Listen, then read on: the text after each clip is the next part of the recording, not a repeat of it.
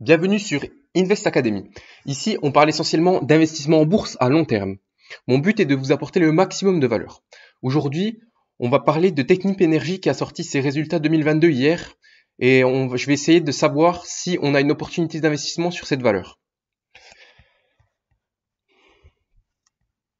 Technip Energies signe la plus forte progression de l'indice SBF 120 jeudi après que le groupe d'ingénierie pour l'industrie énergétique a présenté des résultats annuels et des prévisions 2023 supérieurs aux attentes des analystes.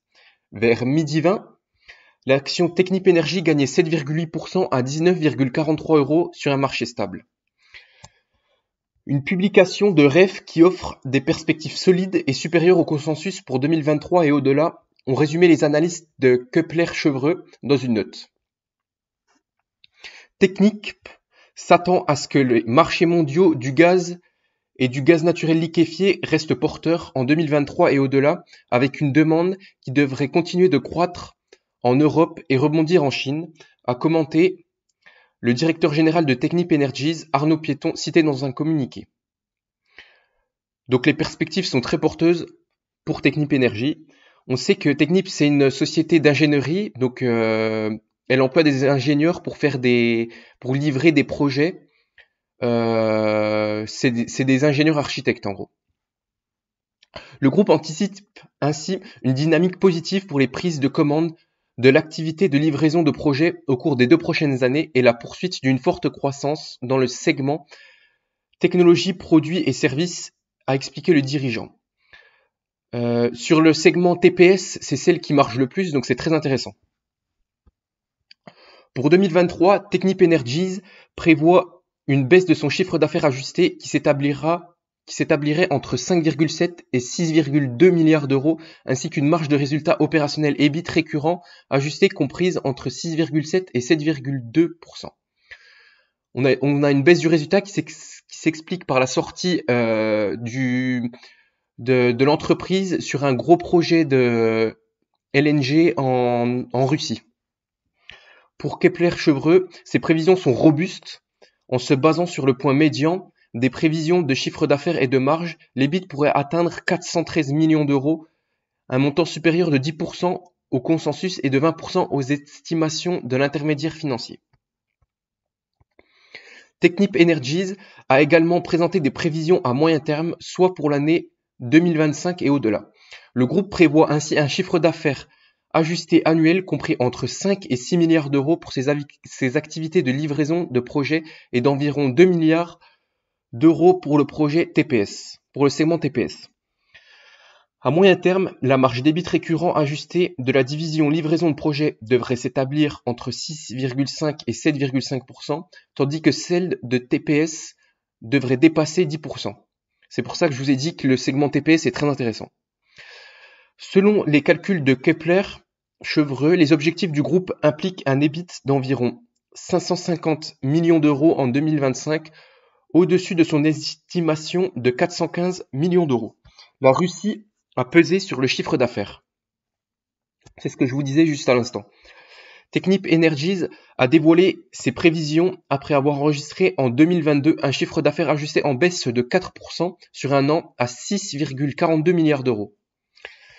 Suite à l'invasion de l'Ukraine, Technip Energies a entrepris de se retirer de la Russie, ce qui implique que le groupe n'a réalisé qu'autour de la moitié du chiffre d'affaires de 1 milliard d'euros attendu du projet Arctic LNG 2, a expliqué Arnaud Piéton. Donc un chiffre d'affaires, la moitié du chiffre d'affaires de 1 milliard d'euros. Donc on a 500 millions d'euros qui ont disparu à cause de la sortie de la Russie. Le processus de retrait de Russie est d'ailleurs bien avancé et devrait, comme prévu, être achevé avant le milieu de l'année 2023, a précisé Arnaud Piéton.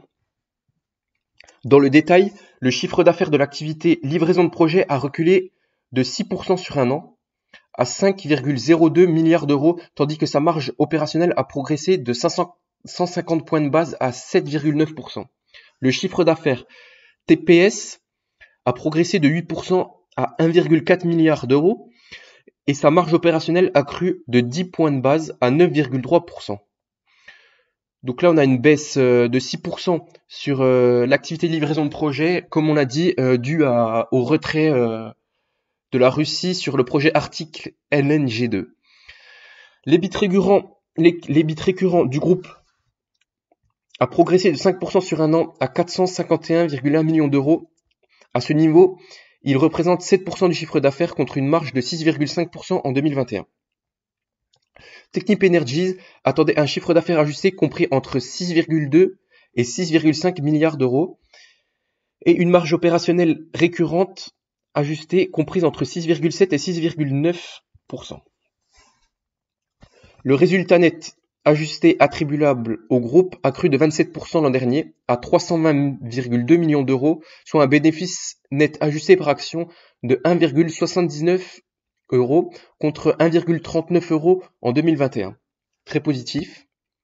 Ces résultats ont dans l'ensemble dépassé les attentes des analyses sondées par FactSet, qui prévoyaient en moyenne un chiffre d'affaires ajusté de 6,34 milliards d'euros, un résultat opérationnel récurrent ajusté de 433 millions d'euros et un résultat net ajusté par action de 1,58 €.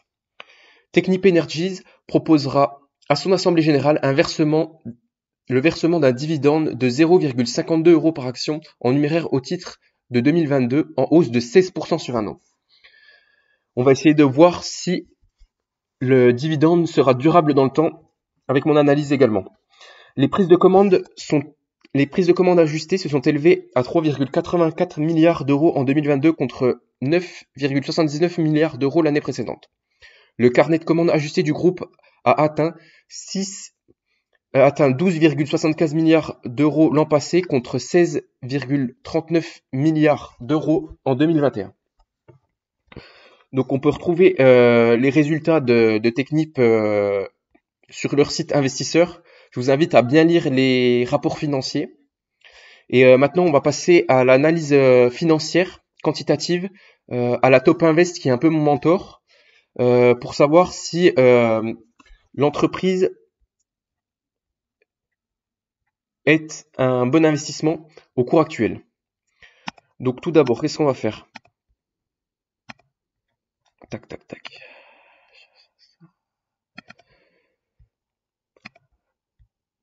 Donc tout d'abord, on va regarder le revenu.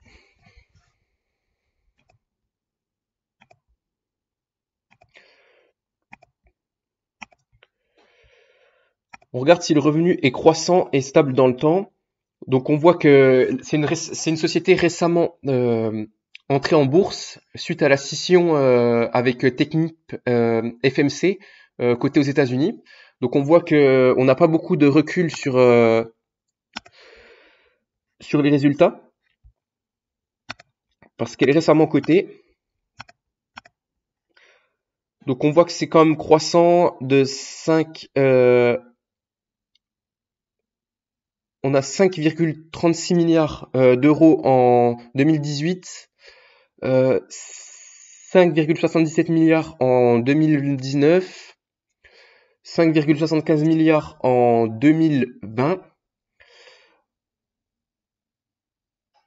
On a 6,43 milliards en 2022, ce qui est très positif. Donc on va noter ça. Donc tac, on va prendre les résultats annuels sans croissance, 6,130 milliards. Ensuite, on va regarder la marge nette et les free cash flow.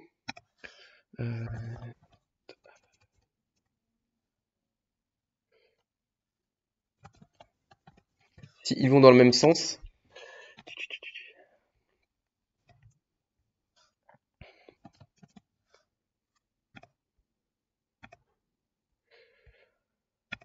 On les compare. Donc on voit que les free cash flow sont supérieurs au net income jusqu'à cette année où on a une baisse des free cash flow qui viennent se mettre au niveau des net income. Ça s'explique par quoi? Donc là, je suis sur le rapport financier. On va regarder ça, flux.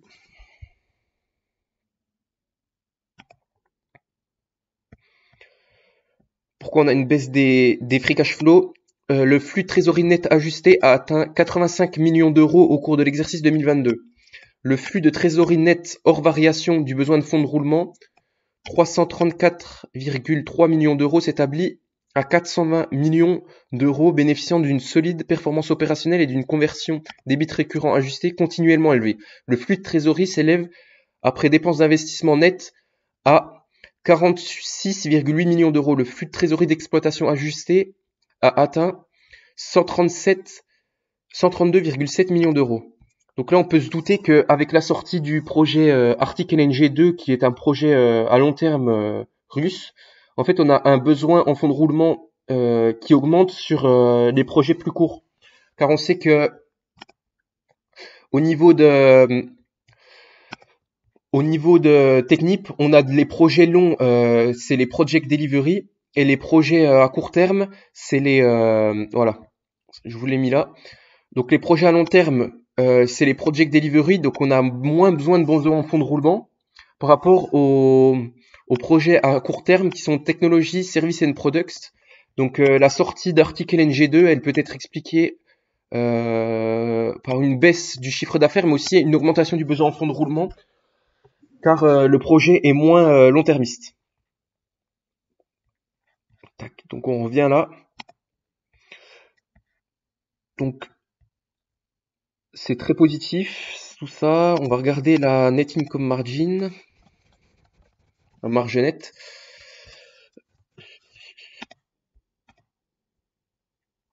Donc actuellement on a une marge de 4,34%, une marge nette. En moyenne, depuis que c'est coté, vu qu'on a peu de recul, on a une marge à 3,52%. Donc la dernière année, 4,01%. Et les 3 dernières années, 3,6%. Donc on voit que les marges s'améliorent.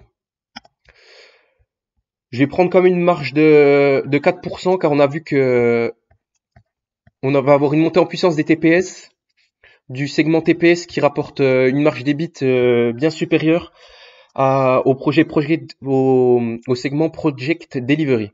Donc là, je vais prendre une marge de 4%. Voilà. Net margin de 4%. Ensuite, on va voir à quel PER s'échange cette société.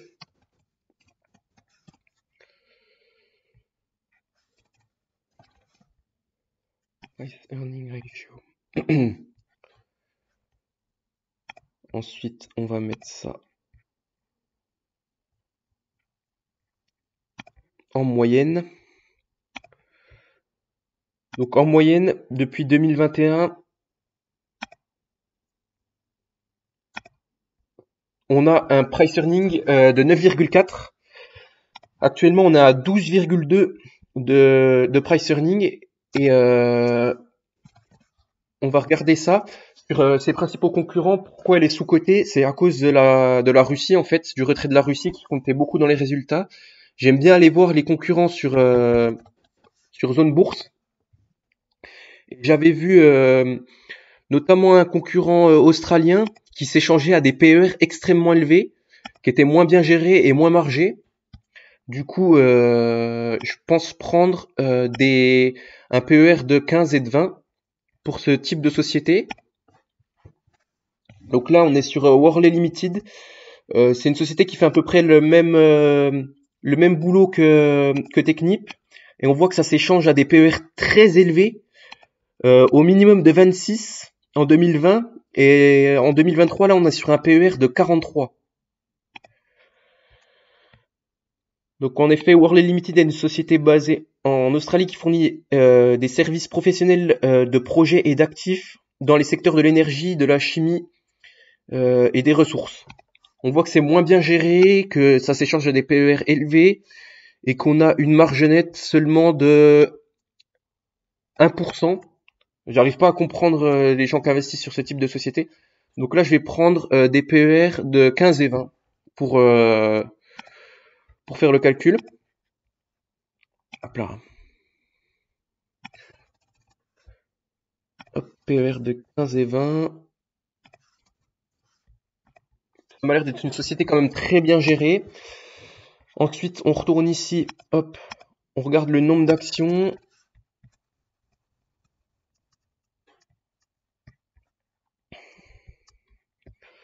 Donc là, résultat dilué par action. Toujours regarder les petits numéros Astérix. Le résultat dilué par action de l'exercice 2022 et celui de l'exercice 2021 était calculé en utilisant le nombre moyen pondéré d'actions en circulation. Sont respectivement 178 840 994 actions et 180 328 838 actions. Donc là, je vais prendre 178 840 actions. 78 millions d'actions. 178 millions. Allez, on va mettre 0,9 pour être large. Ensuite, on va regarder la dette nette. Il me semble que c'était une société avec une trésorerie très positive. Voilà. Tac. On a une trésorerie de 2,65 milliards d'euros. Donc là, c'est tout bon. 2, ça. Ensuite, on regardera le dividende. Donc, pour le calcul,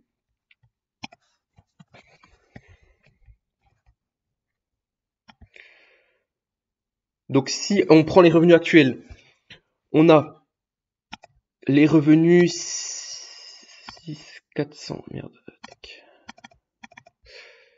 6 430 fois 0, la marge nette, 0,04. Ça. Ensuite, on s'échange à un PER de 15. Tac. Si on rajoute le cash net 2650, ça nous donne ça, et divisé par le nombre d'actions 178,9, ça nous donne un prix à 36,3 euros l'action. Et aujourd'hui, on cote à 19,30. Ça nous fait, je dirais qu'il y a une opportunité d'investissement aujourd'hui. Alors, on va calculer. Je vais essayer de refaire le calcul en prenant les résultats attendus pour l'année prochaine. On va regarder ça ici. On a la guidance pour 2023. Au minimum, il nous prévoit 5,7 milliards. Oui, 5,7 milliards. Donc, on va prendre cette guidance basse pour se protéger. Donc, tac. Si on prend la guidance basse, la guidance basse. Alors, tac, tac. PER 15. Revenu à 570, 5700 égale. Donc on va calculer ça maintenant. On va refaire le calcul pour être sûr de ne pas être surévalué. Fois la marge nette 0,04 fois 15 plus. Je vais essayer de mettre un peu moins de cash. On va mettre 1 milliard de cash pour se protéger au niveau de la marge d'erreur. Ensuite, on divise ça par le nombre d'actions. Donc 178,9 millions d'actions.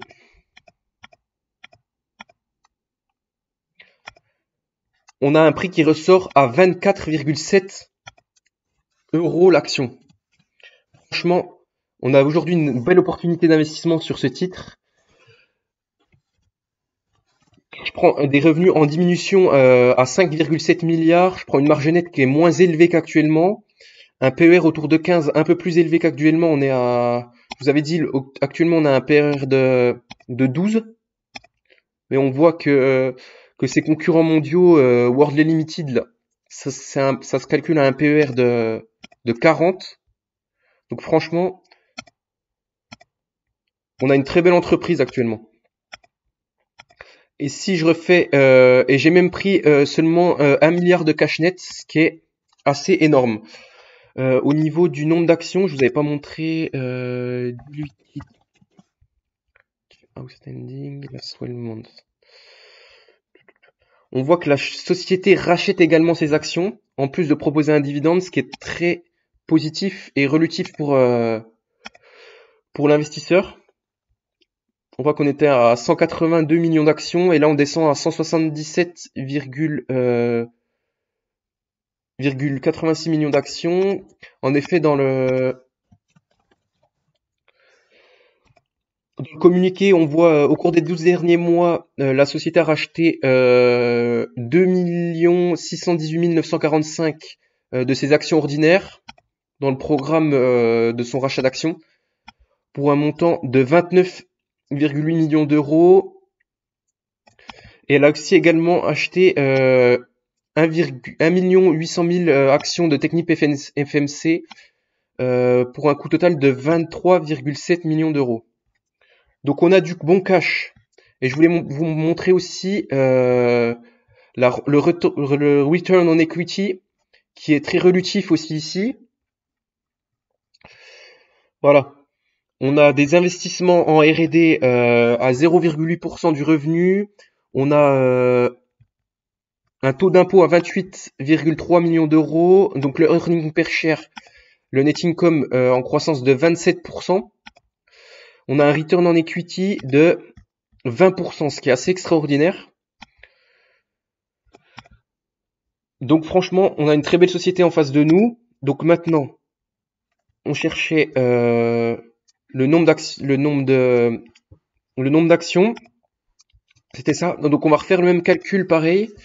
Tac, tac, tac. Avec un PER de 20 pour voir à combien on peut espérer voir l'action. Tac, tac, tac. Ça. Donc on va refaire le même calcul mais avec un PER de 20.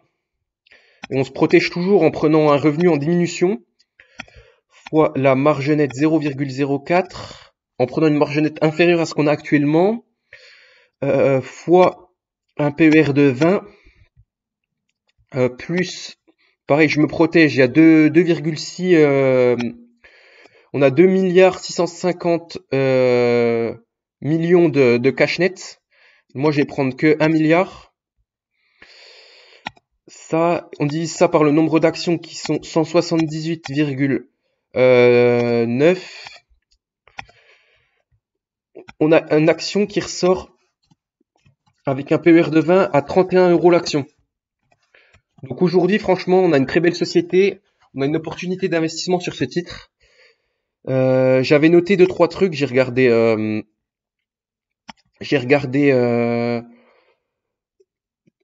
le conference call un petit peu, les rapports financiers, etc.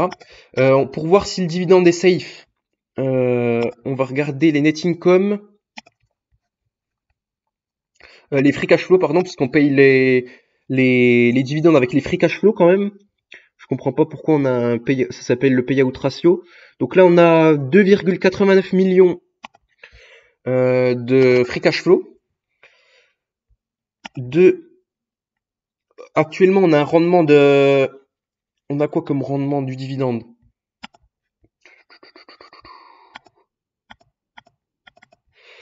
Actuellement, on a un rendement du dividende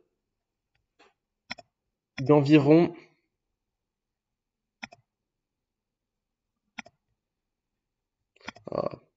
Technip.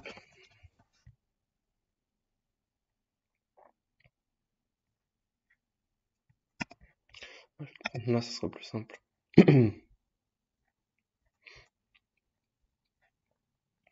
En 2022, on avait un rendement à 2,42% et en 2023, on a un rendement prévu à 2,48%. Donc, est-ce que le dividende est safe? Je vais vous dire ça tout de suite. On se retrouve ici. Donc, 2 82,9 divisé par la market cap. Donc, 3,380.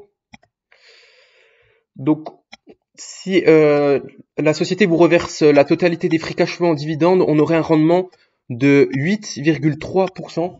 Donc le dividende actuel est très safe. Et comme on l'a vu, là je vous ai fait des petites notes. On a un dividende très safe qui est en hausse de 16% pour 2023. J'avais noté quelques trucs. Earning per share, on a une augmentation de 29%, ce qui est très intéressant et très positif. Un EBIT qui augmente de 0,5%. Le CA est en baisse car on a une sortie du gros projet russe Arctic LNG 2. On a un carnet de commandes du segment Technology Service and Products en hausse de 60% par rapport à l'année dernière. On a des plus fortes marges. On a également une position de premier plan sur position de premier plan sur les marchés à croissance rapide, enregistrant 1 milliard d'euros de prise de commande. Donc on a eu un x5 en un an sur les marchés à croissance rapide, c'est-à-dire dans plusieurs domaines, notamment le captage de carbone, l'hydrogène décarboné et la chimie durable. On a un carnet de commandes solide qui représente 2 années de chiffre d'affaires actuellement, donc à 12,8 milliards d'euros. On a du net cash, donc une trésorerie extrêmement élevée à 3,1 milliards d'euros. Et on a eu des ratings MSCI ESG Ratings AA et EcoVadis Platinum top 1%. Donc ce qui est pour jouer la transition énergétique, je trouve que c'est un excellent titre. Donc merci à tous d'avoir suivi la vidéo. On se retrouve pour une prochaine analyse. N'hésitez pas à vous abonner, à liker la vidéo et à me dire ce que vous en pensez en commentaire. Et je vous dis à très bientôt.